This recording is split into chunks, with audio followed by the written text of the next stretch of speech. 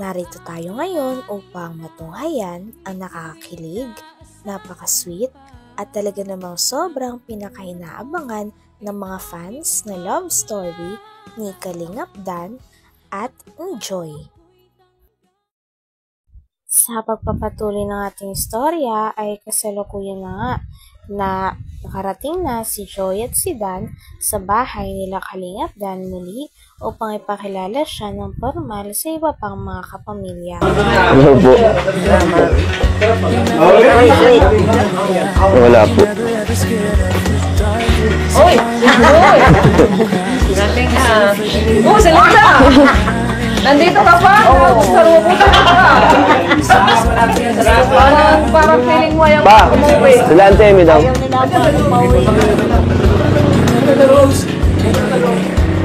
Picture lang daw.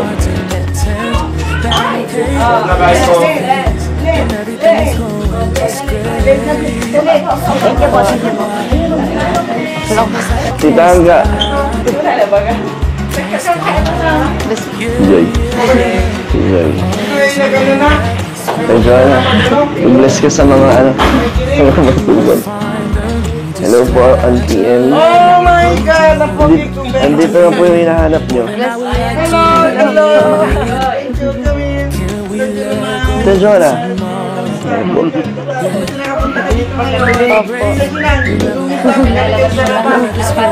Meron po kanina po. Hindi kami nasa labas. Kaya, oh my God! Ang pogi ko natin pag yung pamangkin. Tinuntahan namin yung Tinuntahan namin yung andun sa sa... Hey! Dali! Ano po dito? Kagbihis pa. Maghapa kami wala kami masyadong pawisan. Si Joy, oh.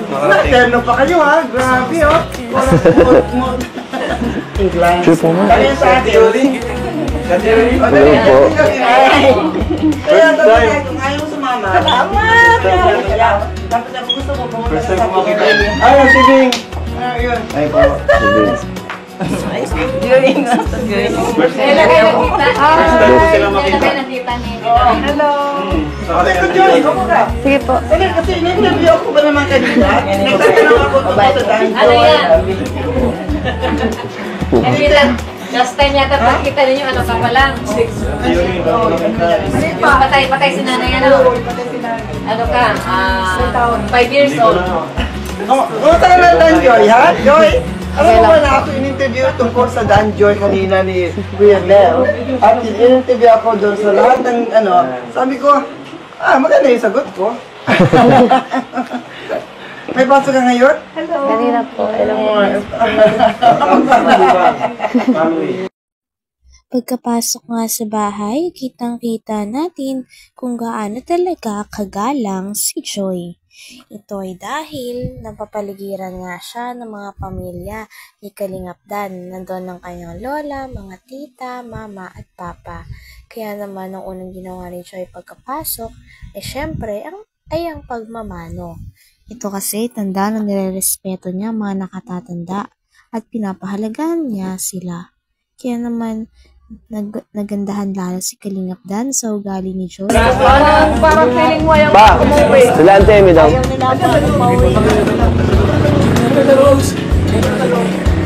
Picture lang daw.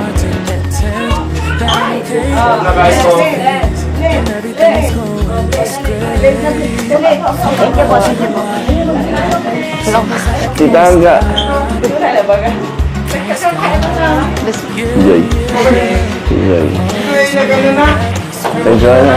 I-bless ka sa mga mga matuban. Hello po, Auntie M. Oh my God! Andito na po yung hinahanap nyo. Hello! Hello! Ito, Joanna.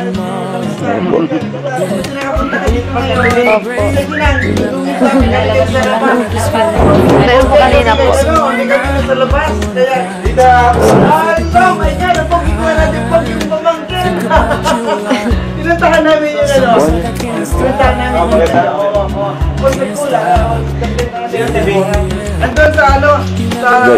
Hey! Dali!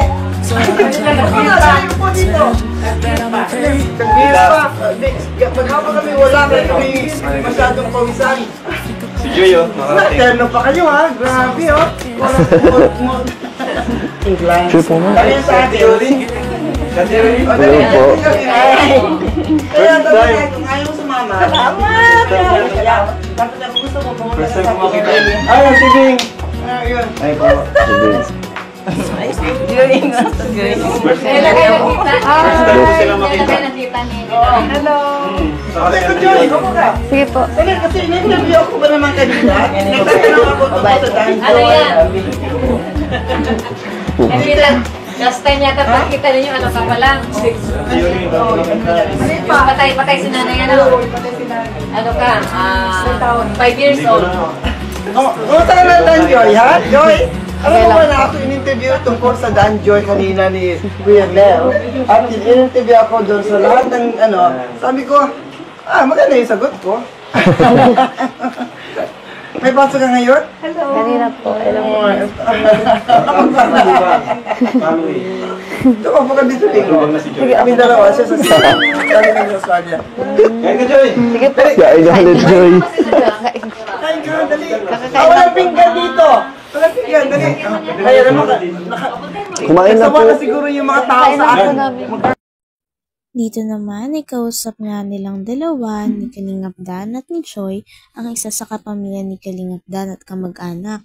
Dito naman ay chinicheer up nga nila si Joy na huwag sila magpaapekto sa mga tao na hindi naman sila kilala. Dahil ang mahalaga ay wala silang ginagawang masama at ang mahalaga rin ay nag-enjoy din si Kalingap Dan at si Joy sa kanilang mga ginagawa. They're not worth it. Diba? Kaya kayo binabas dahil una-una, naiinggit lang. Pangalawa, hindi naman kayo kilala. Bakit mo sa bibigyan ng time, diba?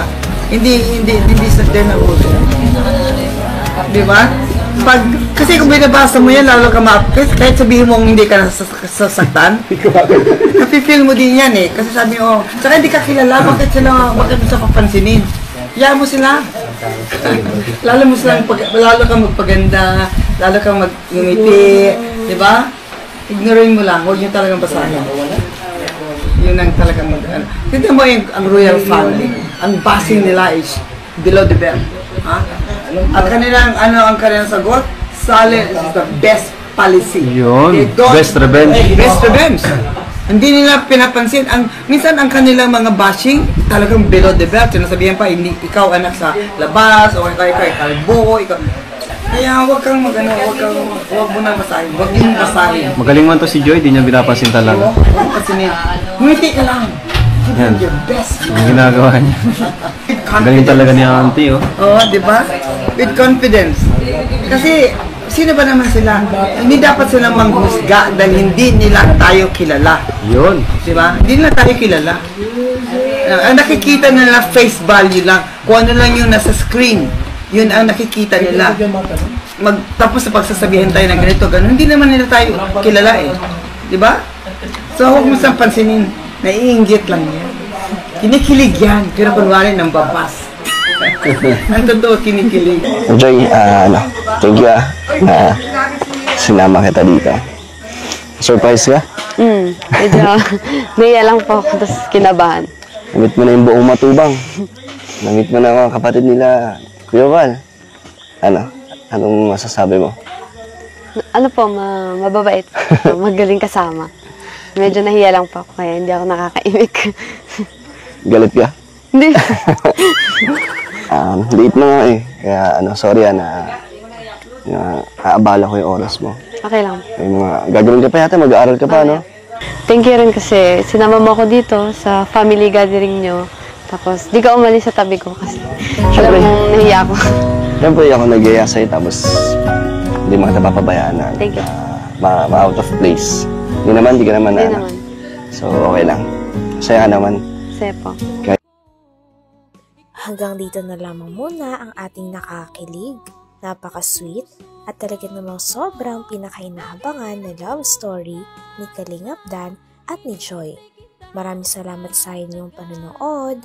Hanggang sa muli. Bye!